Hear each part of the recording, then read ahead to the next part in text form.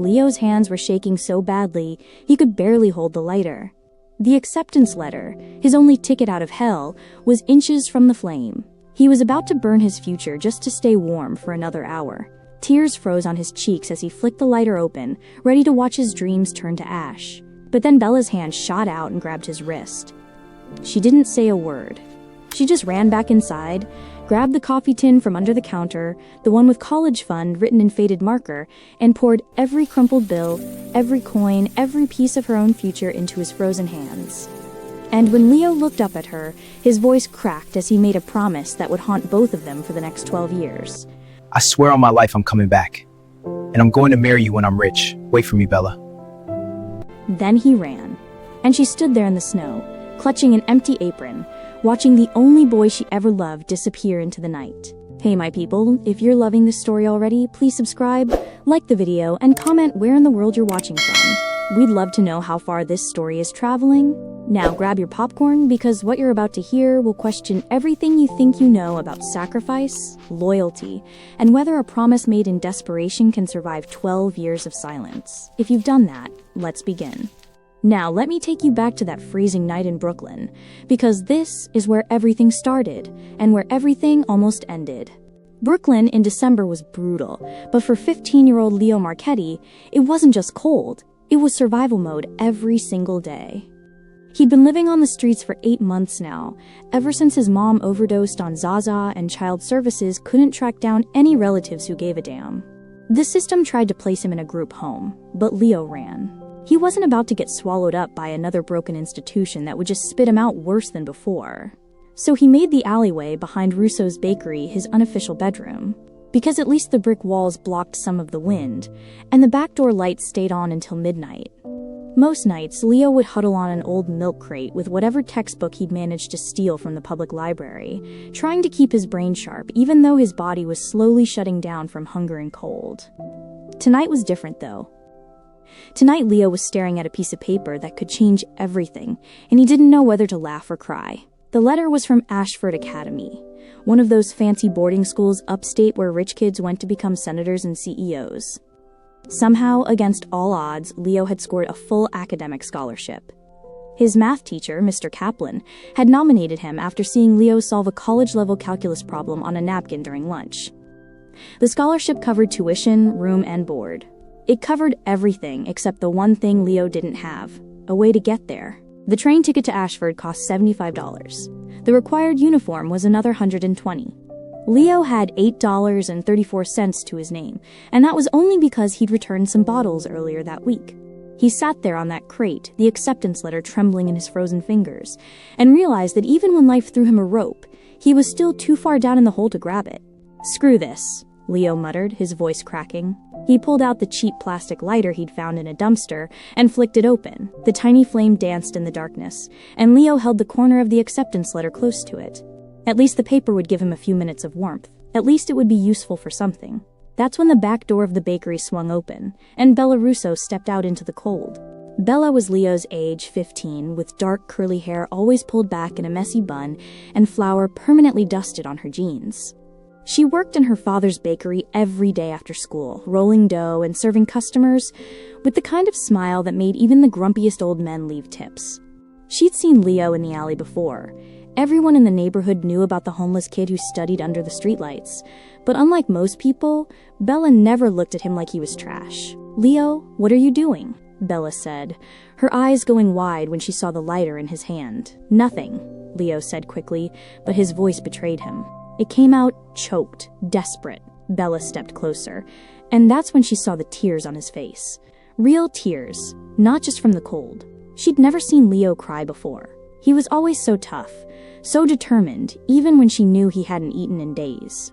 "What's that?" Bella asked, nodding at the letter. Leo didn't answer. He just stared at the flame, watching it flicker. Bella reached out and gently took the lighter from his hand. Then she took the letter and read it under the dim yellow light. Her eyes scanned the words once, then twice, and when she looked back at Leo, her expression had completely changed. "You got into Ashford Academy?" Bella whispered. "Leo, do you know what this means?" "This is huge. This is your way out."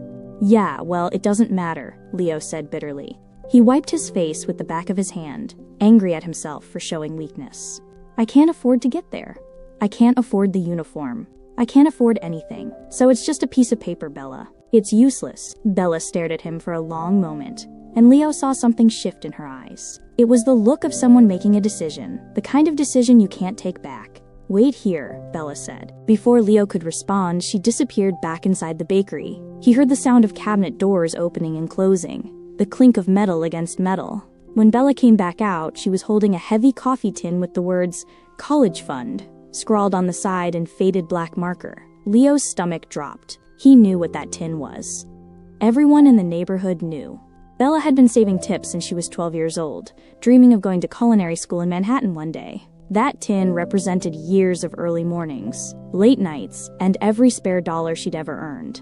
"Bella, no," Leo said, standing up from the crate. "Don't even think about it." But Bella wasn't listening. She pried open the lid and started pouring the contents into Leo's hands. Crumpled $5 bills, faded 20s, quarters, dimes, nickels. It all came tumbling out in a messy pile. Leo tried to pull his hands away, but Bella grabbed his wrists and forced him to hold it. "Take it," Bella said firmly. "Get out of here, Leo. Go be someone." "Bella, this is your future," Leo protested, his voice breaking. "You've been saving this for years. I can't." "Yes, you can," Bella interrupted. Her voice was steady, but her eyes were wet. "You're the smartest person I know, Leo. You've been living in an alley, and you're still getting perfect scores on your exams. You deserve this. You deserve a chance. So take the money, get on that train, and don't you dare come back until you've made something of yourself." Leo looked down at the money in his hands. It was probably around $200, maybe a little more. Enough for the train ticket. Enough for the uniform. Enough to actually go. He looked back at Bella, and something inside him shattered and rebuilt itself all at once. This girl, this beautiful, selfless, impossible girl, had just given him everything she had. She'd handed over her dreams so he could chase his. And in that moment, Leo made a promise he had no idea if he could keep. He grabbed Bella's hands, his fingers still clutching the money, and looked her straight in the eyes. "I have nothing right now," Leo said, his voice raw and honest. "But I swear on my life, I'm coming back, and I'm gonna marry you when I'm rich. Wait for me, Bella." Bella's breath hitched. She didn't say yes. She didn't say no. She just nodded, tears slipping down her cheeks, and squeezed his hands one last time. Then Leo turned and ran. He ran through the snow-covered streets, his backpack bouncing against his shoulders, the money clutched tight in his fist. He didn't stop until he reached the subway station, and even then, his heart was pounding so hard he thought it might explode. He bought a ticket to Grand Central. He bought a ticket to Ashford. He bought the uniform from a secondhand shop on the way. And as the train pulled out of the station the next morning, Leo pressed his forehead against the cold window and watched Brooklyn disappear behind him. Back at the bakery, Bella stood in the alley, clutching her empty apron, staring at the spot where Leo had been. The snow was falling harder now, covering his footprints, erasing every trace that he'd ever been there. She didn't know if she'd ever see him again. She didn't know if he'd keep his promise. But she knew one thing for sure. She'd just given away the only future she'd ever planned, and there was no taking it back. Bella wiped her eyes, took a deep breath, and walked back inside the bakery. Her father was at the counter, kneading dough, humming an old Italian song. He didn't notice the empty coffee tin in her hand. He didn't notice the way her hands were shaking. "Everything okay, sweetheart?" her father asked without looking up. "Yeah, Papa," Bella said quietly. "Everything's fine." But it wasn't fine. Because 12 years later, when a sleek black Maserati pulled up to the curb outside that same bakery, Bella would realize that some promises are kept in the worst possible ways, and some debts can never be repaid. Now let's jump forward 12 years. Because while Leo was building an empire, Bella's world was crumbling brick by brick, and she had no idea that the boy she saved was about to walk back into her life as a complete stranger. Bella Russo was 27 years old, and she looked like she'd aged 15 years in the last 2. The bright-eyed girl who used to hum while rolling dough had been replaced by someone who moved through life on autopilot, just trying to survive one more day. Her father, Vincent Russo, had passed away 18 months ago from a heart attack, and with him went the soul of Russo's bakery. The shop was still standing, barely, but it was a shadow of what it used to be. The paint was peeling off the walls, the old oven kept breaking down, and the display cases that used to overflow with fresh pastries now held maybe half a dozen items on a good day. Bella worked alone most days, opening at 5 in the morning and closing whenever the last customer left, which was usually around 3 in the afternoon because foot traffic had dried up years ago. The neighborhood had changed too. Brooklyn was getting gentrified fast, with luxury condos popping up on every corner and rent prices skyrocketing.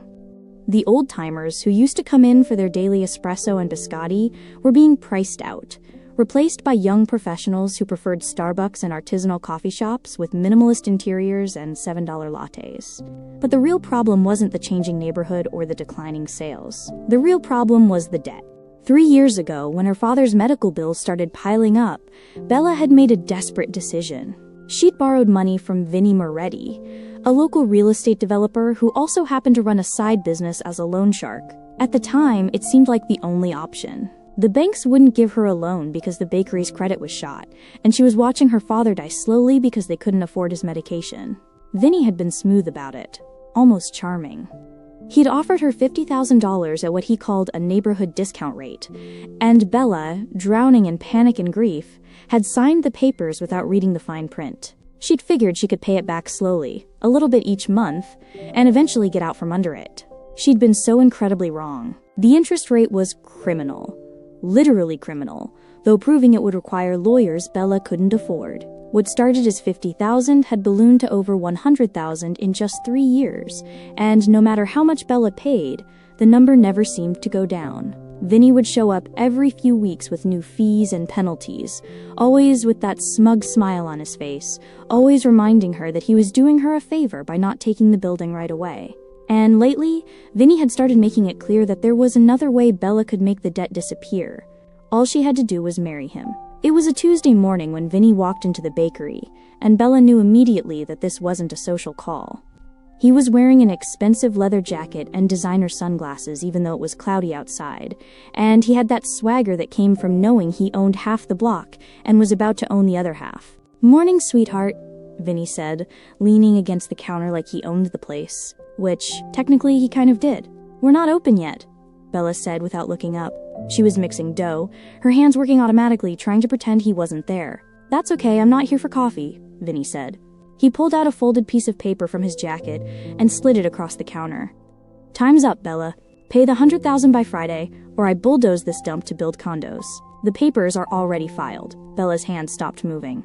She stared at the paper, a foreclosure notice with her name on it, and felt her stomach turn to ice. "Friday?" Bella said, her voice barely above a whisper. "That's 3 days from now."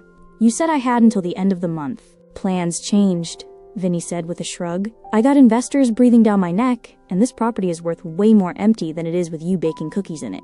So either you come up with the cash, or you accept my very generous alternative offer." He stepped closer, and Bella could smell his cologne, expensive and suffocating. "Marry me, Bella," Vinnie said, and he actually had the audacity to sound sincere.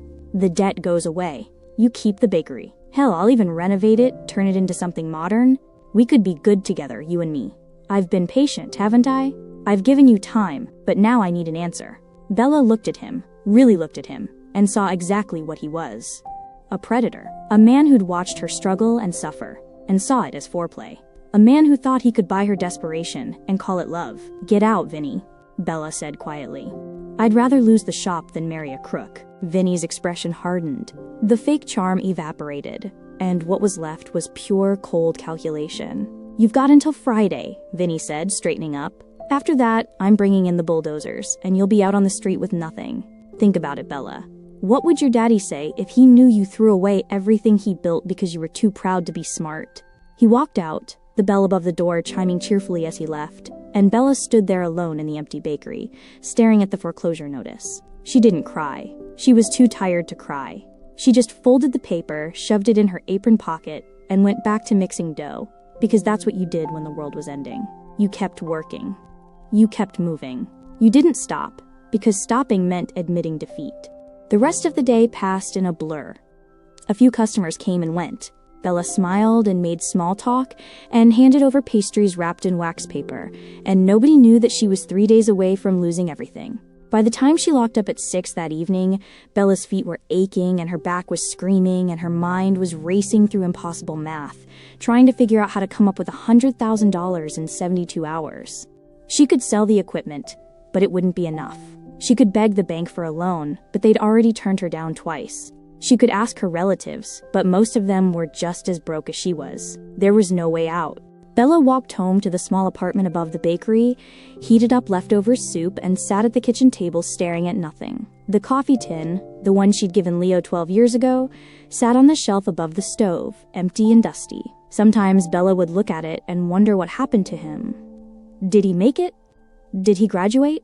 Did he ever think about the girl who gave him everything? Or had he forgotten her the second the train pulled out of the station? Bella had spent the first few years waiting. She'd check the mail every day, hoping for a letter. She'd scan faces in crowds, wondering if one of them might be Leo coming back to keep his promise. But as time went on and the silence stretched longer and longer, Bella stopped waiting. She stopped hoping. She accepted that Leo had moved on, built a new life, and left her behind like a discarded memory. And honestly, she couldn't blame him. Why would someone who escaped the streets ever want to come back? But here's the thing about promises made in desperation.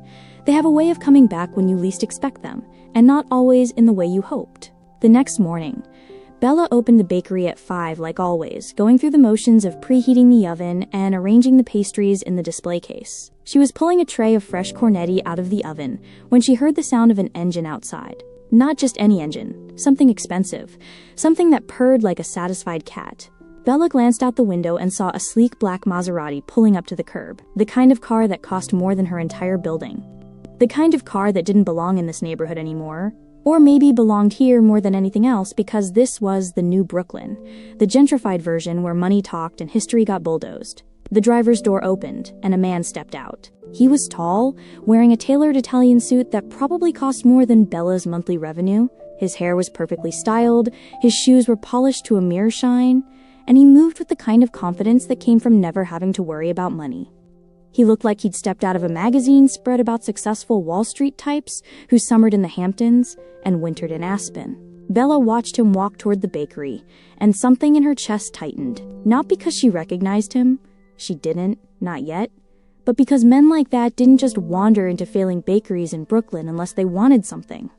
The bell chimed as he walked in, and Bella straightened up behind the counter, wiping flour off her hands with her apron.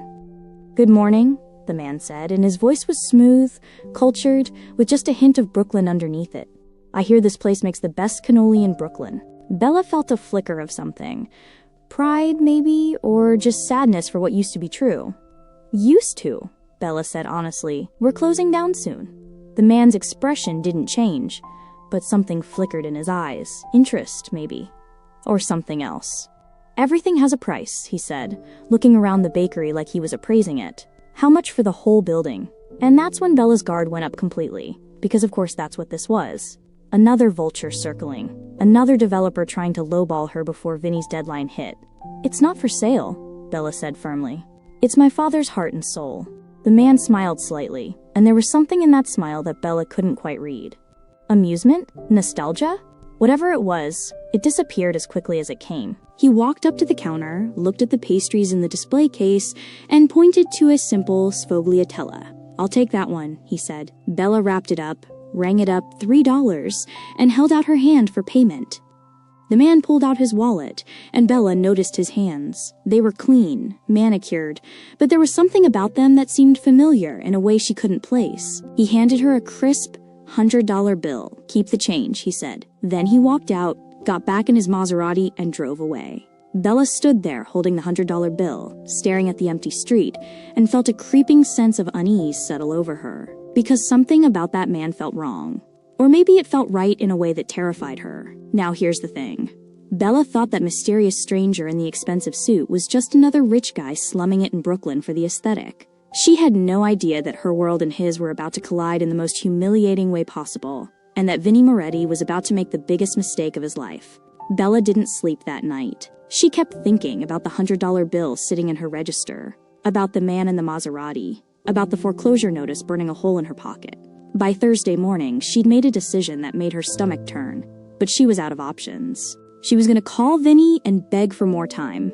Bella picked up her phone 3 times before she actually dialed his number. Each time, her finger hovered over the call button, and then she'd set the phone down, hating herself a little more. But what else could she do? She'd spent the last 2 days calling everyone she knew, trying to scrape together even a fraction of what she owed, and came up with barely $8,000.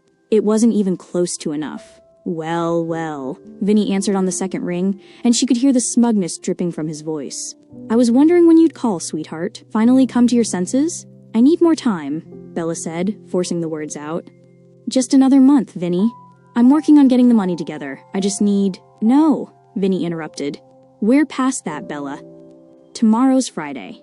You either pay up, marry me, or there's a third option I just thought of. Bella's stomach dropped. What third option? There's this charity gala tomorrow night in Manhattan, Vinny said.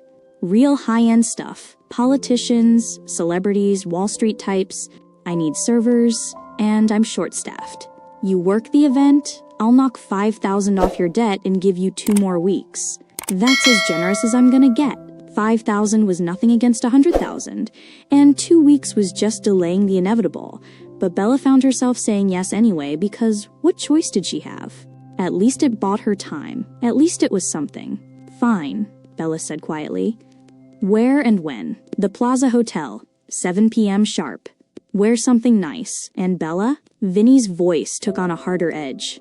Don't embarrass me in front of these people. They're my investors. They're the ones funding the condo project that's gonna replace your little bakery. So smile pretty and keep your mouth shut. He hung up before she could respond. Bella stood there in her empty bakery, phone pressed to her ear, and wondered how her life had gotten so completely derailed. 12 years ago, she'd had dreams. She was going to go to culinary school. She was going to travel to Italy and learn from the masters. She was going to make her father proud. Instead, she was about to serve champagne to the same people who were actively destroying her neighborhood. The irony wasn't lost on her. Friday came too fast. Bella closed the bakery early, went upstairs to her apartment, and stared at her closet trying to figure out what something nice meant when you owned exactly 3 dresses and they were all at least 5 years old. She settled on a simple black dress that her father had bought her for her college graduation. The college she never actually attended because he got sick and someone had to run the bakery. She took the subway into Manhattan, and the closer she got to the Plaza Hotel, the more out of place she felt. By the time she walked through the service entrance and found the staging area where the other servers were getting ready, Bella felt like she'd stepped into a different universe entirely. The event coordinator, a sharp-faced woman named Patricia who looked like she survived on black coffee and contempt, barely glanced at Bella before shoving a white serving apron and a tray into her hands. "You're late," Patricia said, even though Bella was 10 minutes early. Take the champagne tray, circulate the main ballroom. Smile but don't talk to the guests unless they address you first. And for God's sake, don't spill anything on anyone important. These people could buy and sell your entire family tree. Got it, Bella muttered, tying the apron around her waist. The main ballroom was something out of a movie. Crystal chandeliers hung from impossibly high ceilings, casting warm, golden light over marble floors and walls decorated with art that probably cost more than Bella's entire building. Men in tuxedos and women in designer gowns mingled in clusters, laughing at jokes that probably weren't funny but were being told by people rich enough that it didn't matter. Bella grabbed her tray of champagne glasses and stepped into the crowd, immediately feeling like a ghost. Nobody looked at her. Nobody acknowledged her existence. She was just part of the scenery, another piece of hired help there to make their evening more convenient. She'd been circulating for maybe 20 minutes when she saw Vinny across the room, and her blood ran cold. He wasn't alone. He was talking to a group of men in expensive suits, gesturing animatedly, clearly trying to impress them.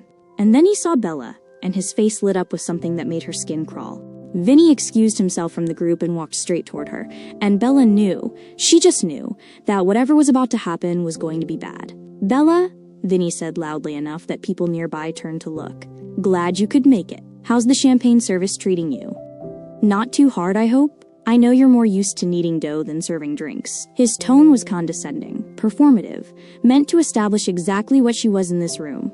Hired help, beneath notice, his property to display however he wanted. Bella bit her tongue and forced a smile. "It's fine, Vinny. Thanks for the opportunity." "Oh, it's my pleasure," Vinny said, his hand landing on her shoulder in a way that felt possessive. "Anything for my future wife, right?" Bella's smile froze. She wanted to shove his hand off, wanted to dump the entire tray of champagne on his smug face, but she couldn't.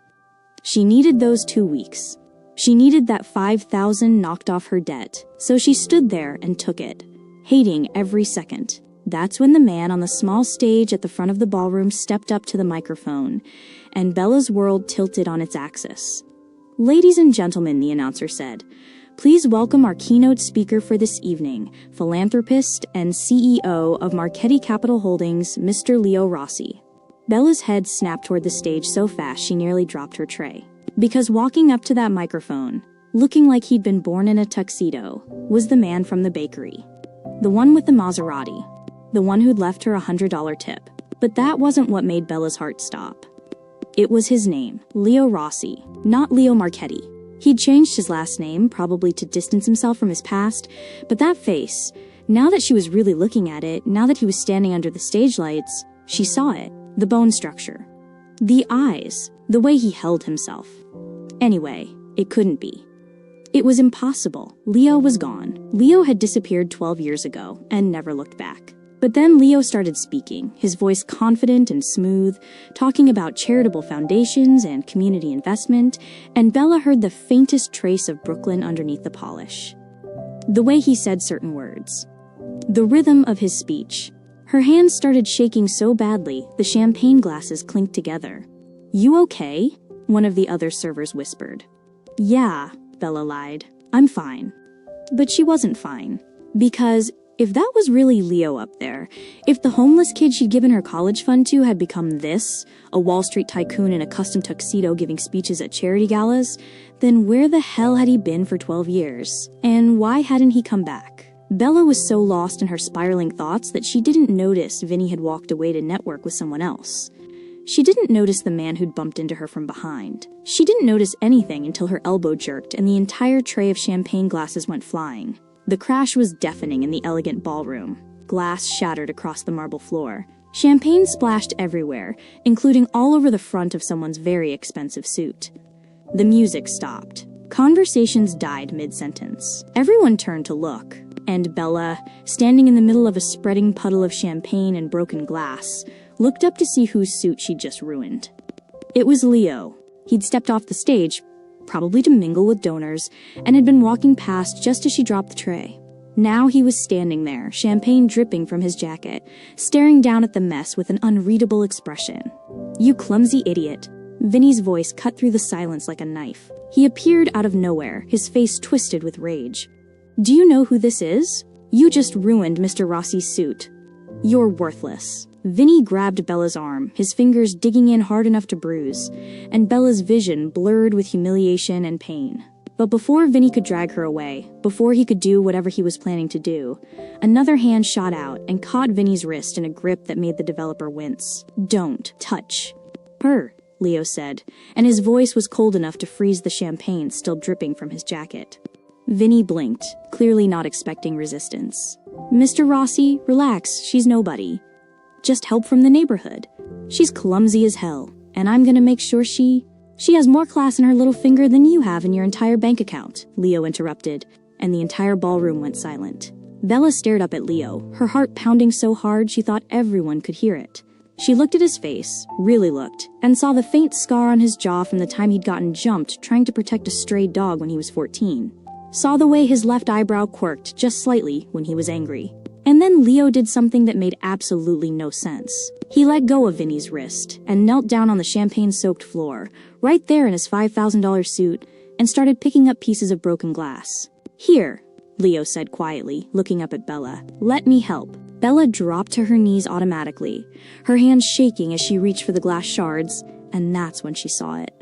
His hands. There was a small burn scar on his right thumb, faded, but still visible. A scar he'd gotten when he was 14 years old, trying to fix the broken oven in Russo's bakery because he'd wanted to help and didn't know what he was doing. Bella's breath caught in her throat. Her eyes snapped up to his face, searching for confirmation, for any sign that she wasn't losing her mind. And Leo looked back at her, really looked at her for the first time since he'd walked into the bakery, and she saw recognition flicker across his features. "Leo?" Bella whispered, so quietly that only he could hear it. Leo's hand froze over a piece of glass. Their eyes locked. And in that moment, 12 years of waiting, 12 years of silence, 12 years of wondering if he'd forgotten her completely, all came crashing down in one impossible second. Because it was him. It was really him. And he'd been standing 3 feet away from her in the bakery 2 days ago and hadn't said a single word. So believe it or not, the homeless kid Bella gave everything to had become one of the richest men in New York, and he'd walked right past her without saying a word. Now the question wasn't whether he remembered her, it was why he'd stayed silent, and what the hell he was planning to do now that his cover was blown. The world seemed to stop spinning for a second. Bella knelt there on the champagne-soaked marble floor, surrounded by broken glass and 100 judgmental stares, and all she could see was that scar on Leo's thumb. The same scar she'd bandaged with a torn dish towel 12 years ago after he'd burned himself trying to be helpful. The same scar she'd kissed before he ran off to catch that train. "Leo?" she whispered again, louder this time, her voice cracking. Leo's jaw tightened. His eyes held hers for a moment that felt like an eternity, and Bella saw 1,000 emotions flash across his face. Recognition, guilt, something that looked almost like panic, and then finally, resignation. He didn't deny it. He didn't pretend he didn't know what she was talking about. He just stood up slowly, brushed off his knees, and extended his hand to help her up. "We should talk," Leo said quietly. His voice meant only for her. But not here. Before Bella could respond, Vinny pushed his way back into the conversation, clearly not reading the room at all. "Mr. Rossi, I am so sorry about this disaster," Vinny said, shooting Bella a look that promised retribution later. "I'll have her removed immediately and personally cover the cost of replacing your suit. She's just temporary help, completely unreliable, and I assure you." "She stays," Leo said, cutting him off with the kind of authority that made it clear this wasn't a request. He turned to face Vinny fully, and suddenly the temperature in the room seemed to drop 10 degrees. "In fact, Mr. Moretti, I've been meaning to talk to you about your development project in Brooklyn." "The one on... what street was it again?" Vinny's expression shifted from groveling to cautiously hopeful. Yeah, actually it's on Atlantic Avenue. Prime location, we're looking at luxury condos, rooftop amenities, the whole package. I've got investors lined up, just finalizing a few property acquisitions, and we're good to go. Are you interested in coming on board? Because I gotta tell you, Mr. Rossi, this project is gonna be huge, and... "I'm familiar with the project," Leo said coolly. "I'm also familiar with the building you're trying to acquire. Russo's Bakery, right?" Bella's head snapped up. How did he know that? Had he been watching her? Had he known all along where she was, what she was dealing with? Vinny's smile widened. "Yeah, exactly. That old dump is the last piece of the puzzle. The owner's being stubborn about selling, but I've got leverage. She owes me money, and by Monday, that building will be mine and we can break ground by spring." "Interesting," Leo said, and there was something dangerous in his tone that Vinny completely missed. "We should definitely discuss this further. Why don't you come by my office Monday morning? Say 9 a.m.? "Absolutely, Mr. Rossi," Vinny said, practically vibrating with excitement. "I'll bring all the development plans, financial projections, everything. This is gonna be incredible." "I'm sure it will be," Leo said with a smile that didn't reach his eyes. "Now if you'll excuse me, I have some business to attend to." He turned back to Bella, who was still kneeling on the floor, her mind racing to catch up with what was happening. "Come with me," Leo said, offering his hand again. This time Bella took it. His grip was warm and steady, and when he pulled her to her feet, she caught a whiff of expensive cologne mixed with something underneath it, something that smelled like the memory of snow and desperation and promises made in alleyways. Leo didn't let go of her hand. He led her through the crowd of staring guests, past Patricia, the event coordinator who looked ready to explode, through a side door and down a hallway until they reached a small private lounge that was blessedly empty. The door closed behind them, and suddenly the muffled sounds of the gala faded away, leaving just the two of them in silence. Bella pulled her hand free and took a step back, her emotions swinging wildly between relief and rage. 12 years, Bella said, her voice shaking. 12 years, Leo. I gave you everything I had. I watched you run away, and I waited. I waited for letters that never came. I waited for phone calls that never happened. And then you just show up at my bakery 2 days ago in your fancy car and your expensive suit and you didn't say anything? You looked right at me and pretended you didn't know who I was? Bella, Leo started, but she cut him off. Do you have any idea what the last 12 years have been like for me? Bella continued. And now the tears were coming whether she wanted them to or not. My father died, Leo. The bakery is falling apart. I'm drowning in debt to a loan shark who wants to marry me or bulldoze my life. And you've been what? Getting rich on Wall Street? Driving around in cars that cost more than my building? And you couldn't even be bothered to say hello? I know, Leo said quietly. I know, and you have every right to be angry. Damn right I'm angry, Bella shouted, not caring if anyone heard. You promised me, Leo. You looked me in the eyes and you promised you'd come back. You said you'd marry me when you were rich. Was that just something you said to make yourself feel better? Was I just some charity case you left behind? No, Leo said sharply, and there was real pain in his voice now. You were never a charity case, Bella. You were the only person in the world who saw me as something other than trash. You gave me a future when I had nothing. You believed in me when nobody else did. Then where were you? Bella demanded. Why didn't you come back? Leo ran his hand through his perfectly styled hair, messing it up. And suddenly he looked less like a Wall Street tycoon and more like the scared kid she remembered. Because I was ashamed, Leo said finally. Because it took me 8 years to make my first million. And by then I figured you'd moved on. I figured you'd forgotten about the stupid promise some homeless kid made in a moment of desperation. I convinced myself that you were better off without me dragging you back into my past. That wasn't your decision to make, Bella said, but some of the fire had gone out of her voice. I know, Leo said, and I'm sorry. I've been sorry for years, Bella. But every time I thought about coming back, every time I picked up the phone to call you, I chickened out. Because what if you'd moved on? What if you were married with kids? What if you looked at me and saw just another rich jerk who'd forgotten where he came from? So you decided to stay away and let me think you'd forgotten me anyway. Bella said, That makes no sense, Leo. I know it doesn't, Leo admitted. I've made a lot of smart decisions in my life, Bella, but staying away from you wasn't one of them. I was a coward. I am a coward, and I'm sorry. Bella stood there, her arms wrapped around herself, trying to process everything. Part of her wanted to forgive him immediately, to throw her arms around him and pretend the last 12 years hadn't happened. But another part of her, the part that had survived her father's death and Vinny's manipulation and endless nights of wondering if she was going to lose everything, that part wouldn't let her off the hook so easily. Why now? Bella asked. Why did you come to the bakery 2 days ago? Leo looked uncomfortable. I've been keeping tabs on you. Not in a creepy way, he added quickly. Just making sure you were okay. And about a month ago, I found out about Vinny. About the loan, the debt, the foreclosure. I found out he was trying to force you to marry him. Bella's eyes widened. How did you... I have resources, Leo said simply. And when I heard what he was doing to you, I couldn't just sit back and do nothing anymore. So I came to the bakery to see if you were really as bad off as my research suggested, and... He trailed off, his expression softening. You were. You looked exhausted, Bella. You looked like you were carrying the weight of the world, and I wanted to help, but I didn't know how to just walk back into your life after 12 years of silence. So you left me a $100 tip for a $3 pastry? Bella said, and despite everything, she felt a small smile tugging at her lips. I panicked, Leo admitted. I didn't know what else to do. I wanted to give you something, anything, but I couldn't just throw money at you because I knew you wouldn't take it. You're too proud for that. You always have been. You're damn right I'm too proud, Bella said. And I'm still mad at you, Leo. You don't get to just show up after 12 years and expect everything to be okay. I don't expect that, Leo said. But I'm asking you to give me a chance to make things right, starting with Vinny. Bella's expression hardened. What about Vinny? That meeting on Monday? Leo said, and now there was a cold edge to his voice that Bella had never heard before. I'm going to destroy him. I'm going to take apart his entire operation piece by piece until he wishes he'd never even heard your name. Leo, you can't just... Yes, I can, Leo interrupted. I've spent 12 years building an empire, Bella.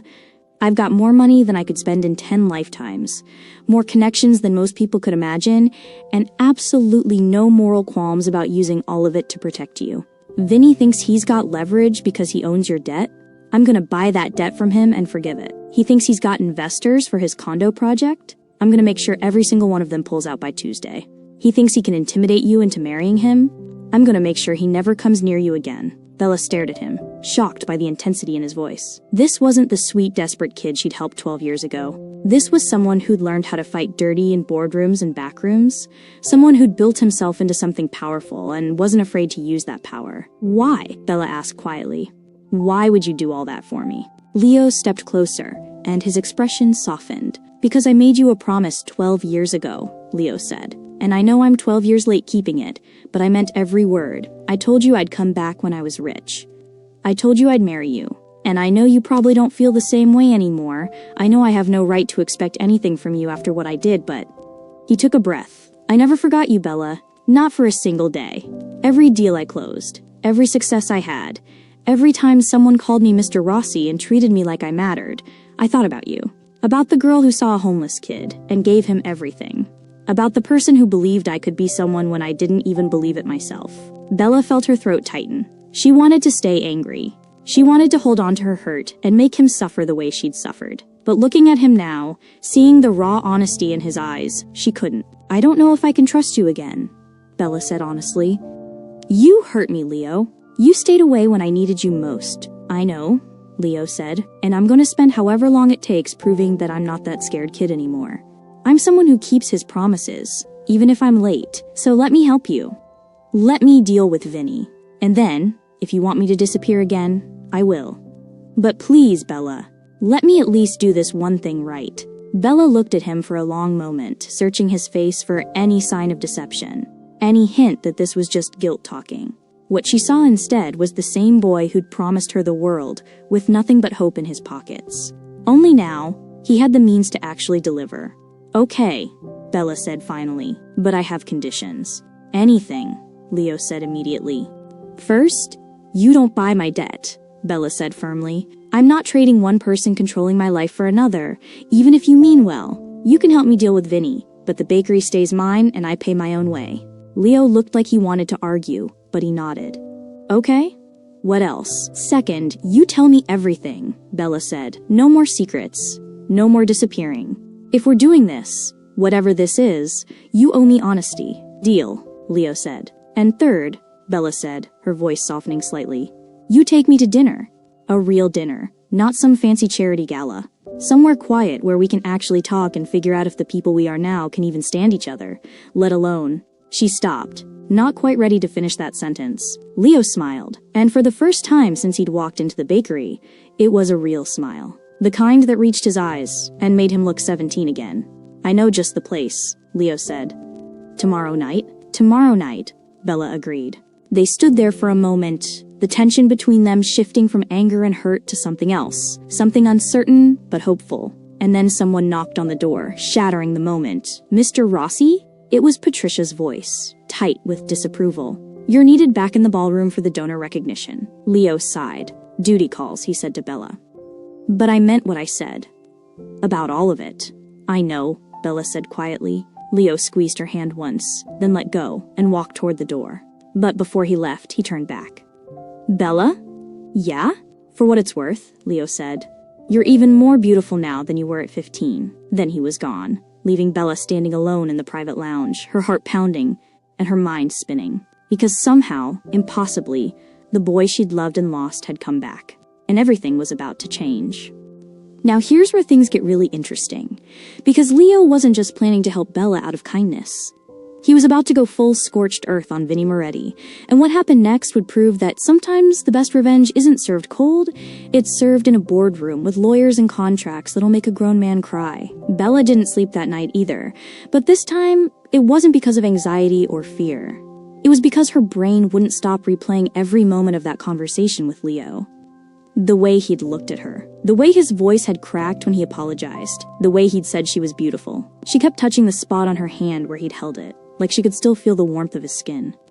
It was ridiculous. She was 27 years old, not some teenager with a crush. But here she was, lying in bed at 3 a.m, staring at the ceiling and wondering what the hell she was supposed to do with the fact that Leo Rossi, had walked back into her life after 12 years and apparently still wanted to marry her. Except she wasn't that same girl anymore, and he definitely wasn't that same boy. The question was whether the people they'd become could actually fit together, or if they were just chasing the ghosts of who they used to be. Bella finally gave up on sleep around 4:30 and went downstairs to the bakery. If her mind was going to race anyway, she might as well put her hands to work. She started mixing dough, kneading out her confusion and fear, and that tiny spark of hope she was afraid to acknowledge. By the time the sun came up, she'd made enough bread to feed the entire neighborhood. The bakery opened at 6, and to Bella's surprise, there was actually a line of customers waiting outside. Not a huge line, but more than she'd seen in months. Mrs. Chen from 2 blocks over, old Mr. DeLuca, who used to come in every Sunday with her father, even some younger faces she didn't recognize. Heard you might be closing down. Mrs. Chen said when Bella unlocked the door.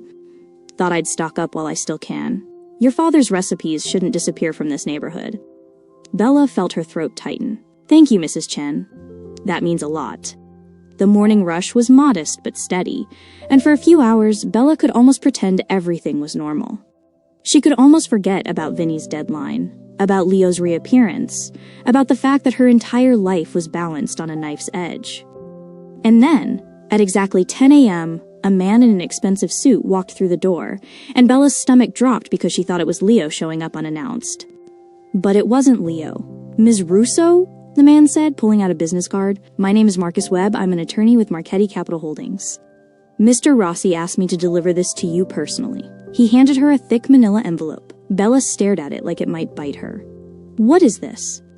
"I'm not at liberty to discuss the contents," Marcus said with a professional smile. "But Mr. Rossi wanted you to have it before your meeting this evening.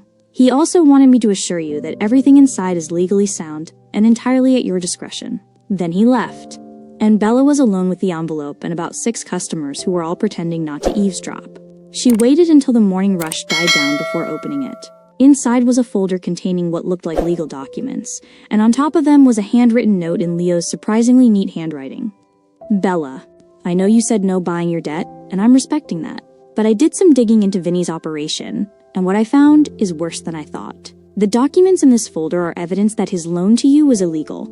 The interest rate violates New York state usury laws by a factor of 3. This gives you legal grounds to void the entire debt and potentially sue him for damages. I've also included the contact information for a lawyer who specializes in predatory lending cases. She's already reviewed your situation and is willing to take your case pro bono if you want to pursue it. You don't have to use any of this. But I wanted you to have options that don't involve me or my money. You deserve to fight this battle on your own terms. See you tonight at 7. The address is on the back of this note. L. Bella read the note 3 times, then looked through the documents. Page after page of legal analysis, interest rate calculations, screenshots of text messages between Vinny and his associates discussing how to leverage the Russo situation, recordings of phone calls where Vinny explicitly threatened her. Leo had built an entire legal case against Vinny in less than 24 hours, and he'd done it in a way that gave her the power to choose what happened next. Bella sat down heavily on the stool behind the counter, the documents spread out in front of her, and felt something shift in her chest. Because this wasn't some rich guy throwing money at a problem to make it go away. This was someone who understood that what she needed most wasn't a rescue, it was ammunition. Leo had given her a weapon. Now she just had to decide whether to use it. The address on the back of Leo's note led Bella to a small Italian restaurant in Greenwich Village that she'd never heard of. Not because it was new, but because it was the kind of place you only knew about if you'd been coming there for decades. No flashy sign, no website, just a faded awning and a door that looked like it led to someone's apartment. Bella pushed it open at exactly 7 p.m. and found herself in a cozy dining room with maybe 8 tables, most of them empty. The walls were covered in old photographs of Italy, and the smell of garlic and tomatoes filled the air in a way that made her homesick for her father's kitchen. Leo was sitting at a corner table, and he'd traded his tuxedo for dark jeans and a simple button-down shirt with the sleeves rolled up. He looked younger somehow, more like the boy she remembered. "You came," Leo said, standing up as she approached. "You thought I wouldn't?" Bella asked, sitting down across from him. "I thought there was a 50-50 chance you'd show up just to throw the envelope in my face," Leo admitted. Bella smiled despite herself. "I considered it, but then I actually read through the documents, and I realized you're either genuinely trying to help me, or you're running the most elaborate con in history." "It's not a con," Leo said quietly. "I meant what I said last night. I want to help, and I know I can't just buy your forgiveness, so I figured the least I could do was give you the tools to save yourself." A waiter appeared with a bottle of wine and 2 glasses, pouring without being asked. Leo must have ordered ahead. "This place," Bella said, looking around. "How did you find it?" "I didn't find it," Leo said. "I've been coming here since I was 18. When I first got to Ashford, I was so out of place. All these rich kids who'd been speaking French since they were 5, who summered in Europe and knew which fork to use for which course. I had nothing, Bella. I showed up with your money, a second-hand uniform, and absolutely no idea how to fit in." He took a sip of wine. "There was this teacher, Mr. Castellano. He taught literature, but he was also from Brooklyn. He could tell I was struggling, so he took me under his wing, taught me how to navigate that world without losing myself. And once a month, he'd take me to this restaurant, because he said no matter how fancy I got, I needed to remember where I came from. Is he still around? Bella asked. Leo's expression darkened. He passed away 5 years ago. Heart attack. But I still come here whenever I need to think. Whenever I need to remember who I am underneath all the money in the suits. Bella looked at him across the table, really looked at him, and saw the layers starting to peel back. The Wall Street tycoon was just a costume. Underneath it was still that scared kid from the alley. Tell me about the last 12 years, Bella said, not the highlight reel. The real version. So Leo did. He told her about those first brutal years at Ashford, where he studied 18 hours a day because he knew he couldn't afford to fail. About working 3 jobs during college: dishwasher, tutor, library assistant, because the scholarship covered tuition but not living expenses. About getting into Harvard Business School and nearly dropping out after the first semester because he was so far in debt and so exhausted, he could barely see straight. He told her about his first job on Wall Street, where his coworkers mocked his accent and his cheap suits until he learned to hide both.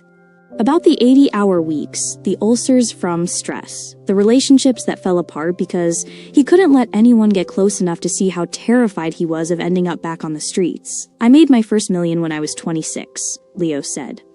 You know what I did? I cried in my apartment for an hour because I finally felt safe for the first time in my life. And then I immediately thought of you. I pulled up your number.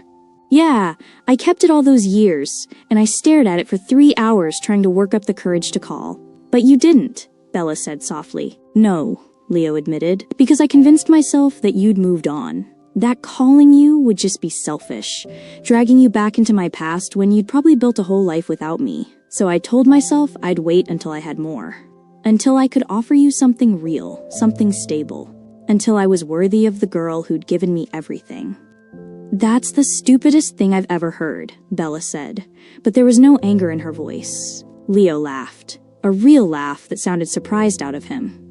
Yeah, I know. Anyway, I kept waiting, and the more time passed, the harder it got to reach out. So I did the next best thing. I kept tabs on you. I hired a private investigator about 5 years ago, just to make sure you were okay.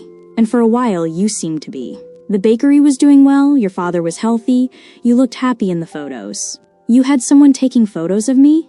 Bella asked, not sure whether to be creeped out or touched. Just publicly available stuff, Leo said quickly. Social media, business listings, that kind of thing.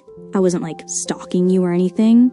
I just needed to know you were safe. And then my father died, Bella said quietly. And then your father died, Leo echoed. And I watched from a distance as everything fell apart for you. I saw the debt pile up. I saw Vinny circle you like a shark. And I hated myself for not being there, for not stepping in sooner. So what changed? Bella asked. Why now? Leo met her eyes. Because last month, my investigator sent me a recording of Vinny threatening you. He told you that if you didn't marry him by the end of January, he'd make sure you lost everything and ended up on the street. And when I heard that, when I heard him threaten you with the exact fate I barely escaped, I couldn't stay away anymore. I didn't care if you hated me. I didn't care if you'd moved on.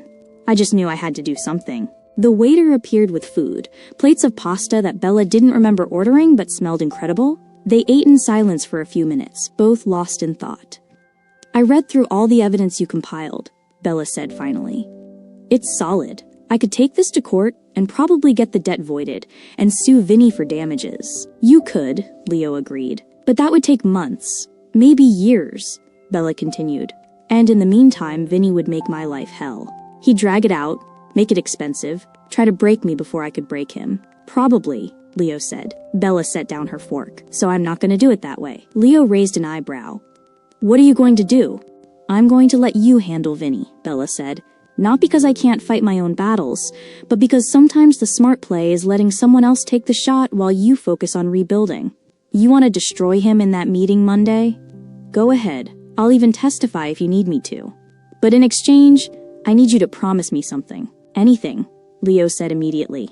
When this is over, when Vinny's dealt with and the bakery is safe, you don't get to disappear again, Bella said. You don't get to decide what's best for me without asking. You don't get to protect me from a distance. If we're doing this, if we're actually going to try and figure out what we are to each other now, then you have to stay. Even when it's hard. Even when you're scared. You stay. Leo reached across the table and took her hand, the same way he'd done 12 years ago in a snowy alley. I'm not going anywhere, Leo said. I promise. And this time, I'm not going to be late keeping it. Bella squeezed his hand, and for the first time in years, she felt something that had been frozen inside her start to thaw. Okay then, Bella said. Let's finish this. Monday morning arrived with a kind of cold clarity that made everything feel sharper, more real. Leo sat in his corner office on the 45th floor of a building in Midtown, looking out at the city spread below him like a game board, and waited for Vinnie Moretti to walk into his trap. Marcus Webb, his attorney, sat across from him reviewing documents. Everything's ready, Marcus said. The moment he signs, we've got him. Good, Leo said. At exactly 9 a.m., Vinnie walked through the door, all confidence and expensive cologne, carrying a briefcase full of development plans he thought would make him richer. Mr. Rossi? Vinnie said, extending his hand. Thanks for taking this meeting. You're not going to regret this, I promise.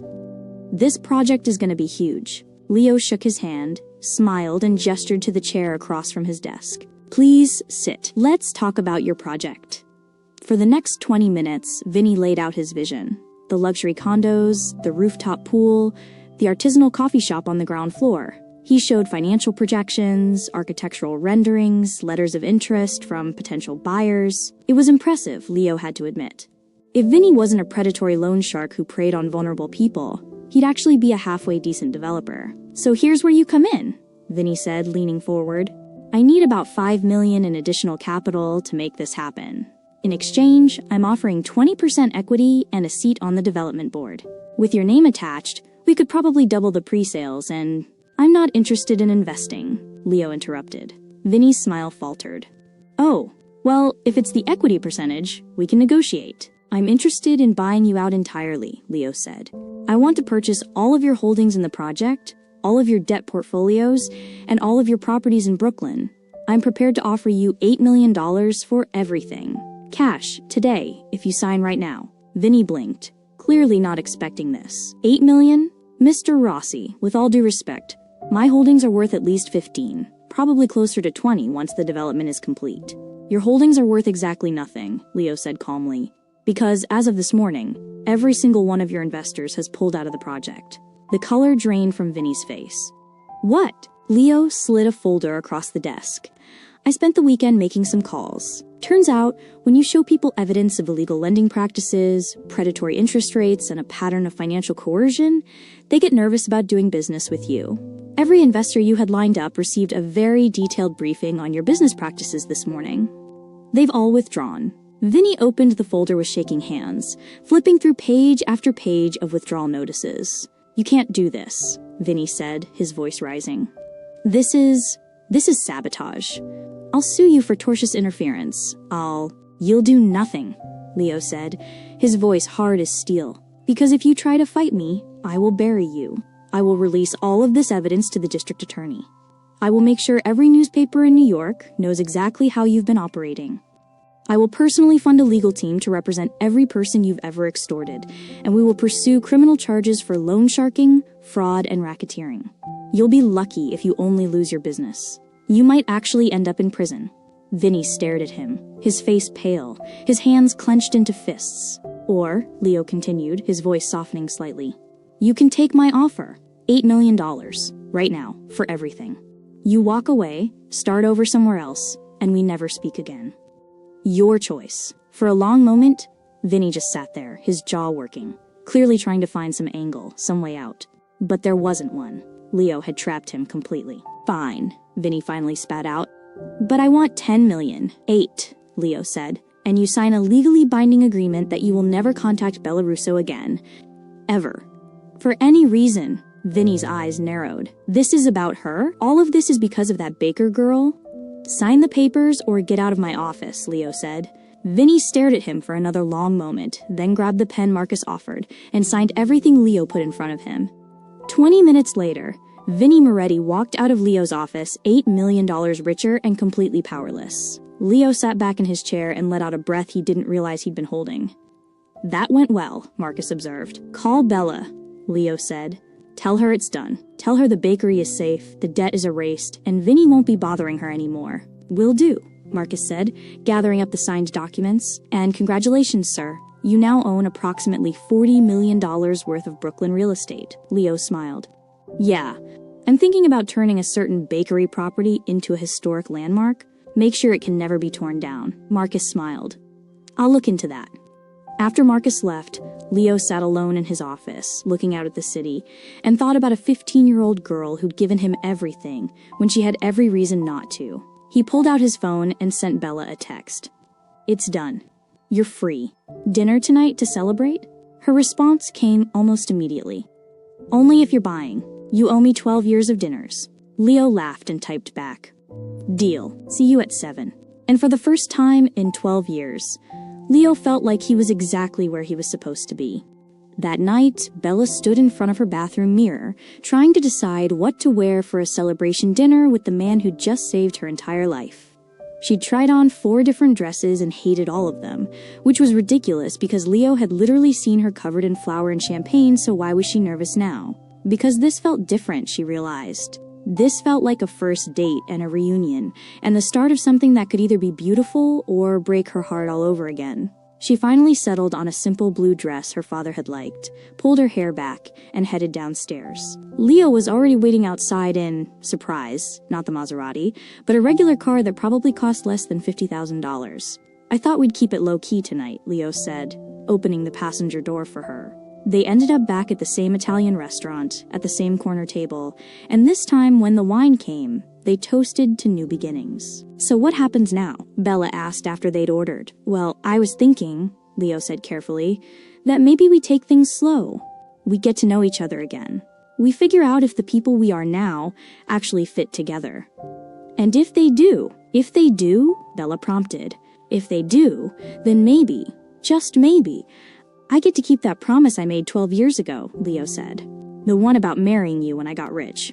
Bella felt her heart skip. You're already rich. I know, Leo said with a smile. So technically I'm overdue. Leo Rossi, Bella said, shaking her head but smiling. You are absolutely ridiculous. Is that a yes? Leo asked. That's a ask me again in 6 months after you've proven you can handle me being a complete disaster, Bella said. Deal, Leo said immediately. But just so you know, I've handled Wall Street traders, hostile takeovers, and billion-dollar mergers. I think I can handle one stubborn baker. We'll see about that, Bella said. And as they sat there, laughing and talking and slowly rebuilding something that had been broken for too long, neither of them noticed the man watching from across the street. Vinnie Moretti stood in the shadows, his hands shoved in his pockets, his face twisted with rage as he watched through the restaurant window. Because $8 million was a lot of money, sure. But nobody made Vinnie Moretti look like a fool and got away with it. Nobody. And if Leo thought this was over, if he thought he could just buy his way into a happy ending, he was about to learn a very expensive lesson. Some debts can't be paid with money. Some debts require blood. Hey fam, that's where we're leaving it for now. Leo thinks he's won. Bella thinks she's finally safe. But Vinny's just getting started. And trust me, what happens next is going to make everything you just heard look like a warm-up. If you want to know how this story ends, if you want to see whether love really does conquer all, or if some promises are just too broken to fix, you need to make sure you're subscribed. Hit that notification bell, drop a comment telling me if you think Leo and Bella actually have a shot, and I'll see you in the next one. Because this story, it's far from over.